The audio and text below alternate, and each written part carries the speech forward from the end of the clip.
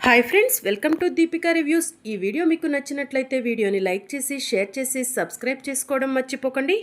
సహస్రకు delivery చేసిన doctor Vihari ఇంటికి వస్తుంది. ఎదురుగా పండు ఉంటాడు. పద్మాక్షి గారు ఉన్నారా అని పండుని డాక్టర్ అడుగుతూ ఉంటుంది. మీరు మా సహస్రమ్మకు పురుడు పోసిన డాక్టర్ కదా అని పండు అడుగుతూ ఉంటాడు. అప్పుడే పద్మాక్షి డాక్టర్ని చూస్తుంది. ఇదేంటి డాక్టర్ చెప్ప పెట్టకుండా సరాసరి ఇంటికి వచ్చేసింది అని పద్మాక్షి మనసులో అనుకొని బయటికి వస్తుంది. పద్మాక్షి అమ్మ, డాక్టర్ గారు మీకోసమే వచ్చారు అని చెప్పి పండు చెప్తూ ఉంటాడు. పండు, పాపకు పాలు పట్టే సమయమైంది, వెళ్ళి సహస్రకు పాపకు పాలు పట్టమని చెప్పు అని పద్మాక్షి చెప్తూ ఉంటుంది. సరే పద్మాక్షి అమ్మ అని పండు అక్కడి నుంచి వెళ్ళిపోతాడు. ఇక పద్మాక్షి డాక్టర్ని తీసుకొని పక్కకు వెళ్తుంది. ఏంటి చెప్ప పెట్టకుండా ఇలా వచ్చారు అని పద్మాక్షి డాక్టర్పై కోప్పడుతూ అడుగుతూ ఉంటుంది. పద్మాక్షి గారు, పాపను సహస్రను చూసి వెళ్దామని వచ్చాను అని డాక్టర్ చెప్తూ ఉంటుంది. అంతేనా, నిజం చెప్పండి అని పద్మాక్షి అడుగుతూ ఉంటుంది. పద్మాక్షి గారు, నాకు అర్జెంటుగా డబ్బులు కావాలి, ప్లీజ్ పద్మాక్షి గారు ఒక 20 lakhs ఇవ్వండి అని డాక్టర్ అడుగుతూ ఉంటుంది. డాక్టర్, మీకు ఇస్తానన్న పేమెంట్ ఇచ్చేశాను కదా, మళ్ళీ ఇలా అడగటం కరెక్ట్ కాదు అని పద్మాక్షి అంటూ ఉంటుంది. అది కాదు పద్మాక్షి గారు, ఇది రిక్వెస్ట్ అనుకోండి అని డాక్టర్ అంటూ ఉంటే, మీకు ఇవ్వాల్సిన డబ్బు ఇచ్చేశాను, ఇక మళ్ళీ మీరు డబ్బు అడిగితే నేను ఎక్కడి నుంచి తెచ్చి ఇవ్వగలను అని పద్మాక్షి అంటూ ఉంటుంది. ఇదే మీ ఆఖరి మాట పద్మాక్షి గారు అని డాక్టర్ అడుగుతూ ఉంటుంది. ఇదే ఆఖరి మాట, ఇంకొకసారి ఇంటి వైపు కూడా చూడొద్దు అని పద్మాక్షి కోపంగా చెప్తూ ఉంటుంది. అయితే సహస్రకు ఆడపిల్ల పుట్టలేదని, సహస్రకు అసలు పిల్లలు పుట్టే అర్హతే లేదని, సహస్ర దగ్గర ఉన్న పాప లక్ష్మి పాపని ఇప్పుడే మీ ఇంట్లో వాళ్ళకు చెప్పేస్తాను అని డాక్టర్ లోపలికి వెళ్ళబోతూ ఉండగా, డాక్టర్ ఒక్క నిమిషం ఆగండి, మీరు అడిగింది 20 లక్షలే కదా, ఇప్పుడే తీసుకొచ్చి ఇస్తాను అని పద్మాక్షి లోపలికి వెళ్తుంది. డబ్బు తీసుకొని బయటకు వచ్చి ఎవరికి ఎలాంటి అనుమానం రాకముందే ఈ డబ్బు తీసుకొని తొందరగా ఇక్కడి నుంచి వెళ్ళిపోండి అని పద్మాక్షి చెప్తూ ఉంటుంది. సారీ పద్మాక్షి గారు, అడగగానే ఇచ్చుంటే కనుక మిమ్మల్ని బ్లాక్మెయిల్ చేయాల్సిన పరిస్థితి ఏర్పడేదే కాదు అని డాక్టర్ చెప్తూ ఉంటుంది. ఇంకా ఎప్పుడు కూడా డబ్బులని ఇలా నన్ను బ్లాక్మెయిల్ చేయాలని చూడకండి, అలా చేస్తే కనుక ఈ లోకంలో మీరు లేకుండా చేస్తాను అని పద్మాక్షి వార్నింగ్ ఇస్తుంది. పద్మాక్షి గారు, అవసరం ఏమైనా చెప్పి వస్తుందా ఏంటి అని డాక్టర్ అంటూ ఉంటుంది. అంటే ఏంటి, మళ్ళీ వస్తానంటున్నావా అని పద్మాక్షి అడుగుతూ ఉంటుంది. అలా నేను చెప్పలేండి పద్మాక్షి గారు, ఏదైనా అత్యవసరం అయితే అప్పుడప్పుడు వస్తూ ఉంటాను, నాకు అవసరమైంది మీరు ఇచ్చి పంపించేయండి, నేను మీ జోలికి రాను, మీరు నా జోలికి రావద్దు అని డాక్టర్ పద్మాక్షికి చెప్పి అక్కడి నుంచి వెళ్ళిపోతుంది. ఈవిడ వల్ల రేపటి రోజున నాకు సమస్య రావచ్చు, ఈవిడను శాశ్వతంగా వదిలించుకోవాలి అని పద్మాక్షి మనసులో అనుకుంటుంది. డాక్టర్ అలా వెళ్ళిపోగానే డాక్టర్ని ఫాలో అవుతూ కారులో పద్మాక్షి వెళ్తూ ఉంటుంది. నన్ను బ్లాక్మెయిల్ చేస్తావా, నాతో పెట్టుకుంటావా, నీకు ఇవ్వాల్సిన పేమెంట్ ఇచ్చిన తర్వాత కూడా నన్ను బ్లాక్మెయిల్ చేసి బెదిరించి నా దగ్గర నుంచి డబ్బు తీసుకొని వెళ్తున్నావు కదా, నీలాంటి దాన్ని బ్రతకనివ్వకూడదు అని పద్మాక్షి మనసులో అనుకుంటూ కార్ డ్రైవ్ చేస్తూ ఉంటుంది. ఇక అలా కార్ డ్రైవ్ చేస్తూ డాక్టర్ని ఫాలో అవుతూ సడన్గా ఒక దగ్గరకు వెళ్ళేసరికి డాక్టర్ని పద్మాక్షి కారుతో గుద్దేస్తుంది. దాంతో డాక్టర్ వెళ్ళి ఒక బండరాయి మీద పడిపోతుంది. డాక్టర్ తల నుంచి రక్తం కారుతూ ఉంటుంది. జనాలు చుట్టూ చేరి, అయ్యో యాక్సిడెంట్ జరిగింది, తలకు బలమైన గాయమే అయింది, తల నుంచి రక్తం వస్తుంది అని చెప్పి అంటూ ఉంటారు. అంబులెన్స్కి ఫోన్ చేయండి అని అక్కడ ఉన్న ఒక అతను అంటూ ఉంటాడు. అంబులెన్స్ వచ్చేదాకా ఈవిడ బ్రతికిద్దో లేదో, ఎవరి దగ్గరైనా వెహికల్ ఉంటే వెంటనే హాస్పిటల్కు తీసుకెళ్దాము అని చెప్పి అక్కడ ఉన్నవాళ్ళు అనుకుంటూ ఉంటారు. అందరం కూడా బైకుల మీదే వచ్చాము, కారు ఆటోలు లాంటివి ఉంటే ఈవిడ్ని హాస్పిటల్కు తీసుకెళ్లొచ్చు అని ఆవిడ చుట్టూ చేరిన వాళ్ళు అంటూ ఉంటారు. ఇంతలో సడన్గా అటుగా విహారీ వెళ్తాడు. ఇదేంటి ఇక్కడ ఇంత జనం ఉన్నారు అని విహారీ కారు దిగుతాడు. విహారీ డాక్టర్ దగ్గరకు వెళ్ళి చూసి, డాక్టర్ డాక్టర్ అని పిలవటంతో డాక్టర్ కళ్ళు తెరుస్తుంది. డాక్టర్ తల నుంచి రక్తం వస్తుంది.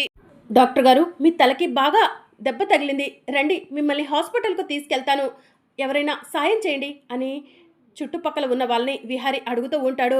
విహారీ గారు, నేను మీతో ఒక ముఖ్యమైన విషయం చెప్పాలి, నేను ఈ పరిస్థితిలో ఉండటానికి కారణం పద్మాక్షి గారు. విహారీ గారు, పద్మాక్షి గారే నన్ను చంపాలని చూశారు, యాక్సిడెంట్ చేశారు అని చెప్పి డాక్టర్ చెప్తూ ఉంటుంది.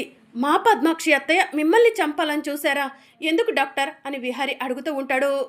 సహస్ర దగ్గర ఉన్న పాప సహస్ర పాప కాదు, సహస్రకు అసలు పిల్లలు పుట్టే అర్హత లేదు విహారీ గారు. సహస్ర దగ్గర ఉన్న పాప మన లక్ష్మి కూతురు అని చెప్పి డాక్టర్ చెప్తూ ఉంటుంది. డాక్టర్ ఏం మాట్లాడుతున్నారు మీరు అని విహారీ అడుగుతూ ఉంటాడు. అవును విహారీ గారు, నేను ఇప్పుడు మీ ఇంటి నుంచే వస్తున్నాను. లక్ష్మి పాపను తీసుకొచ్చి సహస్ర పాపగా నమ్మిస్తే పద్మాక్షి గారు నాకు డబ్బులు ఇస్తా అన్నారు. డబ్బు కోసం కక్కుర్తి పడి నేను లక్ష్మి దగ్గర నుంచి పాపను తీసుకొచ్చి సహస్ర పాపగా మీ అందరికీ చూపించాను. అందుకు నాకు పద్మాక్షి గారు డబ్బు ఇచ్చారు. కానీ ఇప్పుడు నాకు అత్యవసరంగా 20 లక్షలు అవసరమైంది. ఆ 20 లక్షలు పద్మాక్షి గారిని అడిగితే పద్మాక్షి గారు ఇవ్వనన్నారు. ఈ విషయం అందరికీ చెప్పేస్తానని బెదిరించడంతో పద్మాక్షి గారు 20 లక్షలు ఇచ్చారు కదా అని సంతోషంగా తీసుకొని వస్తుంటే పద్మాక్షి గారే నన్ను ఫాలో అవుతూ వచ్చి నాకు యాక్సిడెంట్ చేశారు విహారీ గారు అని చెప్పి చావు బతుకుల మధ్య ఉన్న డాక్టర్ చెప్తూ ఉంటుంది. మీరు చెప్పేది నిజమా డాక్టర్? సహస్రకు పిల్లలు పుట్టరా అని విహారీ అంటూ ఉంటే కాసేపట్లో ఈ లోకంలో నుంచి వెళ్ళిపోయే నేను అబద్ధం ఎందుకు చెప్తాను విహారీ గారు? నాకు ఏం అవసరం ఉందని అబద్ధం చెప్తాను? నేను చెప్పేది నిజం. సహస్ర దగ్గర ఉన్న పాప లక్ష్మి పాప అని చెప్పి డాక్టర్ విహారీకి చెప్పేసి అక్కడే కళ్ళు మూస్తుంది. డాక్టర్ డాక్టర్ కళ్ళు తెరవండి అని విహారీ పిలుస్తూ ఉంటాడు. ఇక డాక్టర్ కళ్ళు తెరవకపోవడంతో విహారీ ఒక్కసారిగా లేచి నుంచుంటాడు. సహస్ర, పద్మాక్షి అత్తయ్య ఎంత మోసం చేశారు అంటే లక్ష్మి ఎక్కడుందో మీకు తెలుసు. లక్ష్మిని మీరే బెదిరించి భయపెట్టి ఇంటి నుంచి పంపించేసినట్టున్నారు అని విహారీ కోపంగా ఇంటికి వస్తాడు. సహస్ర సహస్ర అని విహారీ కోపంగా పిలుస్తూ ఉంటాడు. పద్మాక్షి బయటికి వచ్చి ఏంటి విహారీ, ఎందుకంత కోపంగా ఉన్నావు? సహస్రను ఎందుకు అలా గట్టిగా పిలుస్తున్నావు అని పద్మాక్షి అడుగుతూ ఉంటుంది. సహస్ర ఇంట్లో లేదా అత్తయ్య అని విహారీ అడుగుతూ ఉంటాడు. ఏంటి బావా అని సహస్ర అప్పుడే కిందికి వస్తుంది. విహారీ సహస్ర గొంతు పట్టుకుంటాడు. బావా ఏం చేస్తున్నావు బావా? తాగింది ఇంకా దిగలేదా ఏంట్రా విహారీ, దాని గొంతు పట్టుకున్నావు అని పద్మాక్షి అడుగుతూ ఉంటుంది. ఒరే విహారీ వదలరా, వదులు, సహస్రను ఎందుకురా గొంతు పట్టుకున్నావు అని చెప్పి యమున అడుగుతూ ఉంటుంది. అమ్మా, సహస్ర గొంతు నేను పట్టుకోవడం కాదు, సహస్ర పద్మాక్షి అత్తయ్య చేసిన మోసం తెలిస్తే వీళ్ళను నువ్వే చంపేస్తావమ్మా అని చెప్పి విహారీ అంటూ ఉంటాడు. వీడేంటి మోసం అంటున్నాడు, చంపేస్తారంటున్నాడేంటి, అసలు ఏ విషయం గురించి వీడు మాట్లాడుతున్నాడు అని చెప్పి పద్మాక్షి ఆలోచిస్తూ ఉంటుంది. ఒరే విహారీ ముందు సహస్ర గొంతు వదలరా, ఏం జరిగిందో చెప్పరా అని చెప్పి యమున అడుగుతూ ఉంటుంది. ఇంకా దాంతో విహారీ అమ్మా సహస్రకు పిల్లలు పుట్టరమ్మా అని చెప్పి అంటూ ఉంటాడు.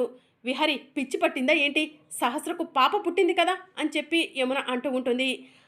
సహస్ర దగ్గర ఉన్న పాప సహస్ర పాప కాదమ్మా, మన లక్ష్మి పాప అని విహారీ చెప్తూ ఉంటాడు.